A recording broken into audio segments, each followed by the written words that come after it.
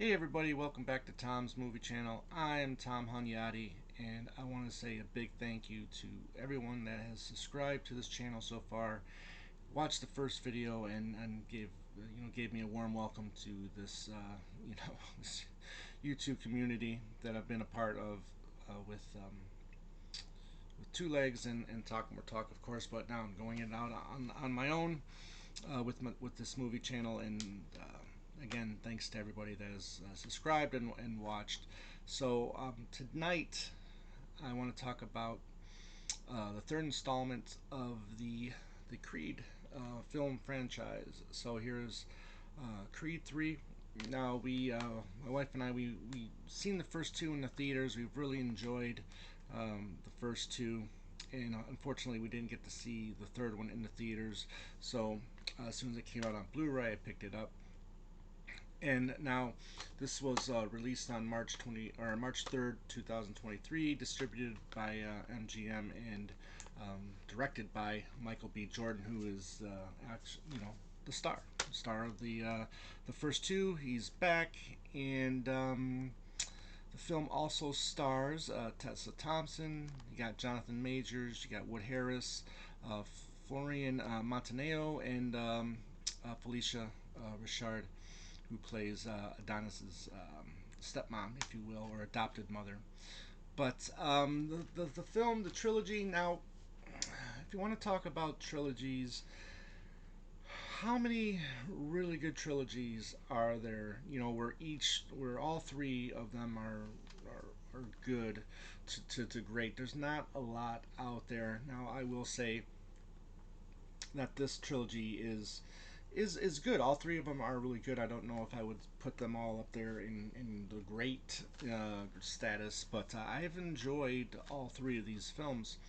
And I think this deserves this franchise deserves some attention. Now, the premise of the film I really enjoyed, and we'll get to that in a second. But the film starts off with a flashback from 2002. Now we see a young Adonis who sneaks out of his home to hang out with his best friend Damien Diamond Dame Anderson, who is a boxer, and he's a young boxer. He's competing in an underground boxing match, and on the way home, they stop at a liquor store. Adonis sees someone who he remembers from his past and starts beating him up.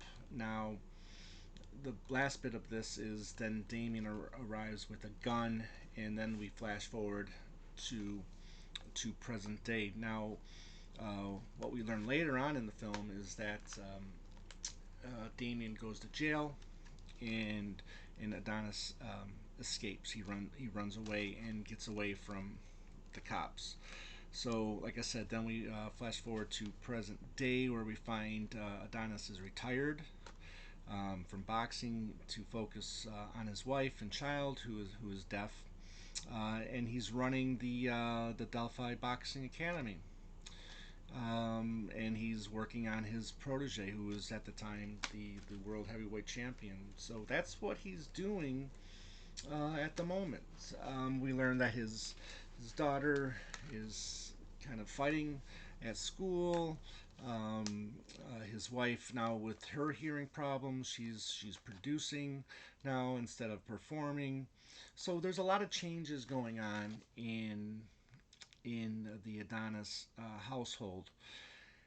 So a couple scenes later, then we see Damien is released from prison, and he reconnects with Adonis, and he wants to get his career back into the boxing world, and he wants Adonis's help. He sees Adonis, and he's watched Adonis while he was in prison. He got to see him, become this, heavyweight champion, this success story, and when it should have been when he felt like it should have been him.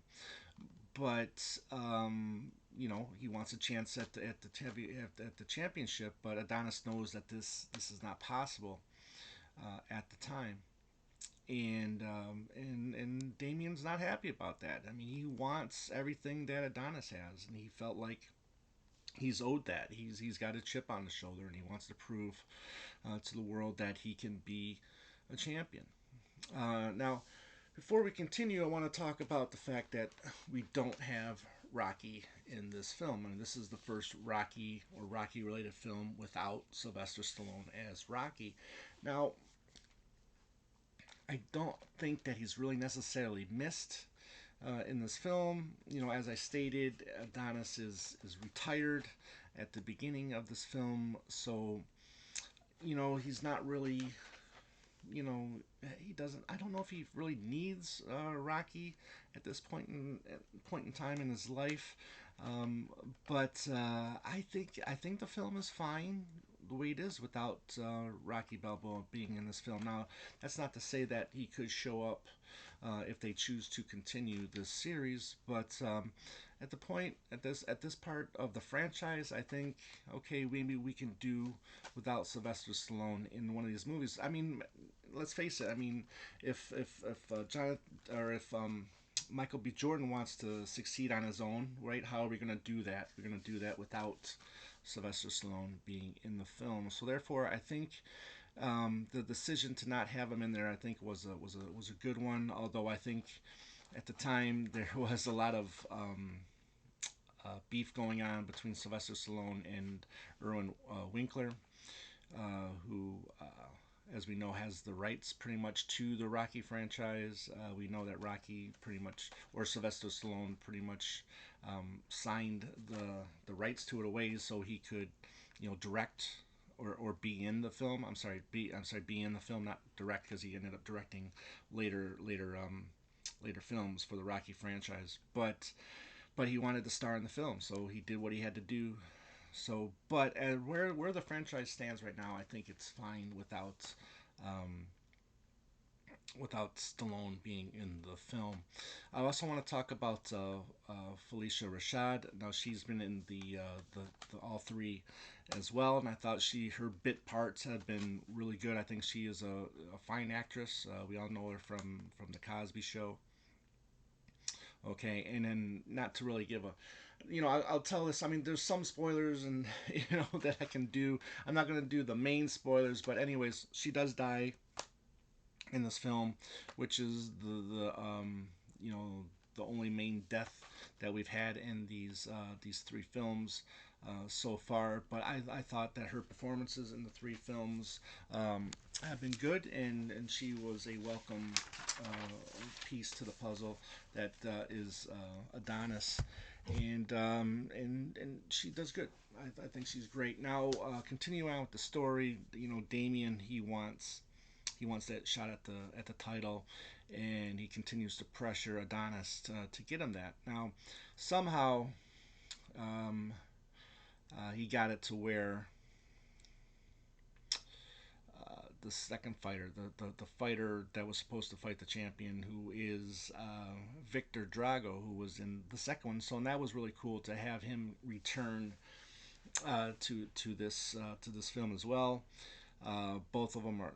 He's fighting with the heavyweight champion, and he somehow gets Victor hurt at a nightclub with the premiere of new music from from Bianca, uh, and it's he's done. He's done for 6 months, so they don't want to wait. So they confront the champion and say, "Look, you could wait, or you could, fight this Damien guy who you've been sparring with for the last couple weeks." And he decides to go with that. And unfortunately, for this new champion, the fight didn't go his way. Damien wins. He wins pretty soundly. He looks like he's in really great shape. He's ready to go, and I'd say this fight scene was done very well.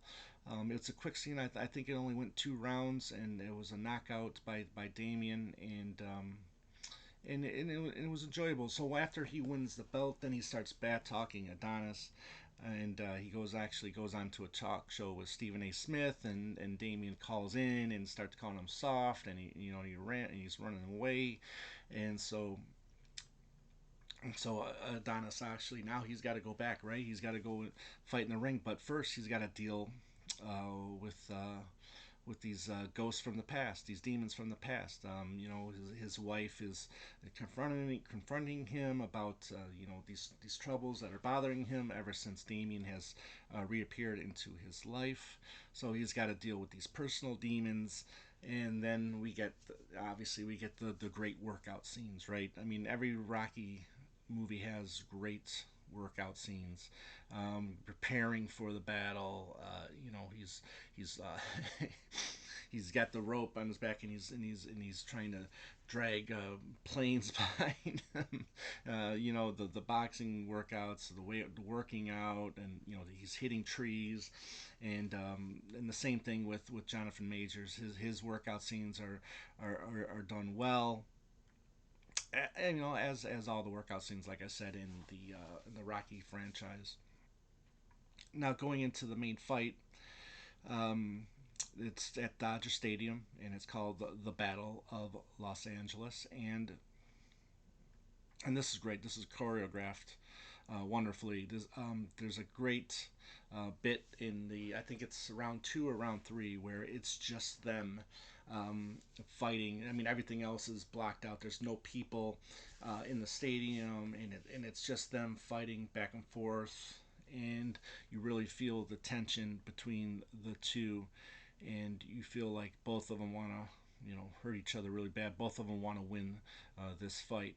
I'm not going to tell you who wins, because if you haven't seen it yet, I don't want to ruin that. But for me, this is really enjoyable film.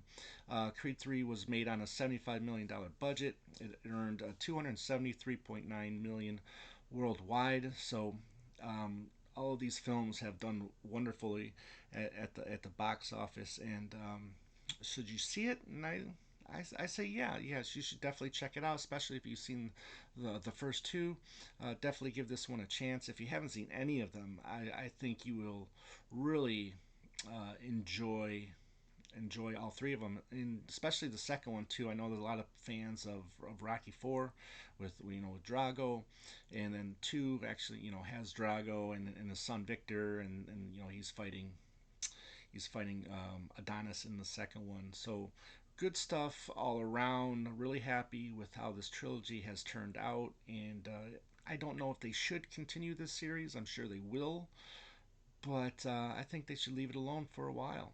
Okay, so let me know if you've seen it. Tell me in the comments if you like it. Tell me if you haven't seen it yet and you still want to. I'm really curious to see how everybody out there likes this film. Okay, so I'm Tom, and this has been Tom's Movie Channel, and you all take care.